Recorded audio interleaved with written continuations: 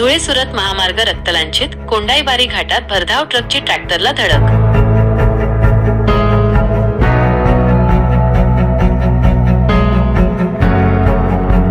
ऊस वाहतूक करणाऱ्या चालकाचा जागीच मृत्यू।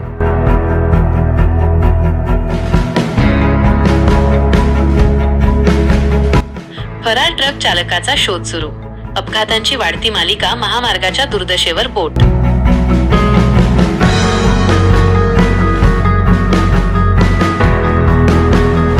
मोहसीन शेख विसरवाडी।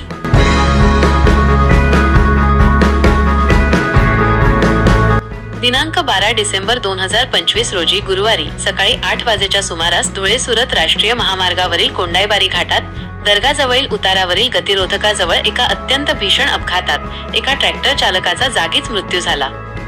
मिळालेल्या माहितीनुसार भरधाव वेगाने येणाऱ्या ट्रक क्रमांक GJ14X8672 ने पुढे जात असलेल्या ट्रॅक्टरला मागून जोरदार धडक दिली।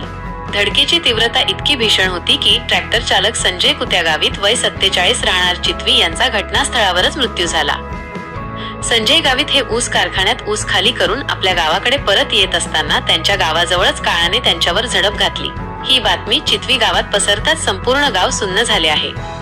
अपघातानंतर संबंधित ट्रक चालक लगेच घटनास्थळावरून पसार झाला आहे। घटनेची माहिती मिळताच विसरवाडी पोलिसांनी तात्काळ घटनास्थळी धाव घेतली आणि पंचनामा केला। फरार ट्रक चालकाचा शोध घेण्यासाठी पोलिसांचे प्रयत्न युद्धपातळीवर सुरू असून पुढील तपास जलद गतीने सुरू आहे। या दुर्घटनेमुळे महामार्गावरील वाहतूक काही काळासाठी विस्कळीत झाली होती, जी नंतर पोलिसांनी सुरळीत केली। मात्र धुळे सुरत राष्ट्रीय महामार्गावर दररोज अपघातांची मालिका सुरू असल्याने या रस्त्याच्या दुरवस्थेला जबाबदार कोण? हा प्रश्न आता वाहन चालक आणि प्रवाशांना पडला आहे।